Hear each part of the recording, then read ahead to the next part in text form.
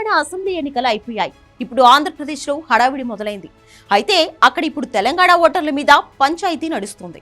Duplicates తొలగించాలంటూ అధికార YCP, TDP లీడర్లు ఎన్నికల కమిషన్కు ఫిర్యాదు చేస్తున్నారు. తెలంగాణలో, ఏపీలో ఓట్లు ఉన్న వాళ్లు 4 లక్షల మందికి పైగా ఉన్నారని, వాళ్ళని తొలగించాలని వైసీపీ మంత్రులు డిమాండ్ చేస్తున్నారు. ఆంధ్రప్రదేశ్కు చెందిన సీమాంధ్రులు ఎప్పుడో హైదరాబాద్లో సెటిల్ అయ్యారు. అయితే ఏపీలోనూ వాళ్లకు ఇళ్లు, ఆస్తులు ఉండడంతో సొంతూళ్లతో పాటు హైదరాబాద్లోనూ ఓటర్లుగా కంటిన్యూ అవుతున్నారు. అలాంటి డూప్లికేట్ ఓట్లను తొలగించాలని డిమాండ్ చేస్తున్నారు వైసీపీ మంత్రులు. ఏపీ, హైదరాబాద్లో 2 చోట్ల 4,30,000 మంది దాకా ఓటర్లు ఉన్నట్లు ఏపీ సీఈఓ మీనాకు మంత్రులు జోగి రమేష్, వేణుగోపాల్ ఫిర్యాదు చేశారు. మొన్నటి అసెంబ్లీ ఎన్నికల్లో హైదరాబాద్ పోలింగ్ శాతం చాలా తక్కువగా నమోదైంది. అందుకు కారణం సిటీ ఓటర్లకు బద్ధకం. అందుకే ఓట్లు వేయలేదనుకున్నారు. కానీ భాగ్యనగర ఓటర్లలో సీమాంధ్రులు కూడా ఉన్నారు.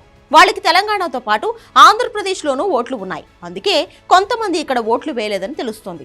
అయితే దేశంలో ఏ రాష్ట్రంలో అయినా ఒక చోట ఓటు ఉంటే మరో దగ్గర ఉండడానికి వీల్లేదు. దాన్ని రద్దు చేయాల్సిన బాధ్యత అధికారులది. కానీ వాళ్ల నిర్లక్ష్యంతోనే 2 చోట్ల ఓట్లు కొనసాగుతున్నాయనేది పొలిటికల్ లీడర్ల ఆరోపణ.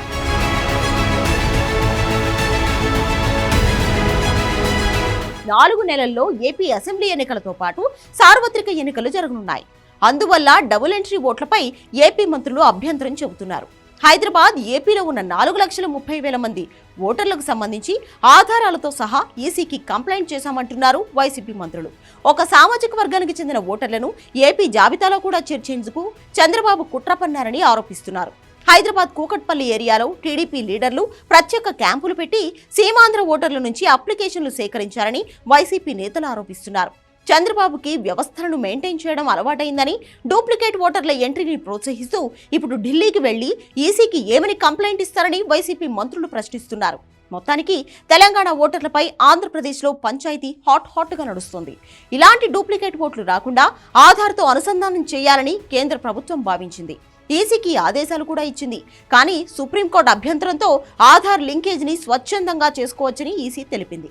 మరి ఇప్పుడు వైసీపీ, టీడీపీ మధ్య పంచాయతీకి కారణమైన డూప్లికేట్ ఓటర్లను గుర్తించడానికి కేంద్ర ఎన్నికల కమిషన్ ఏం చర్యలు తీసుకుంటుందన్నది మరికొన్ని రోజుల్లో తేలనుంది.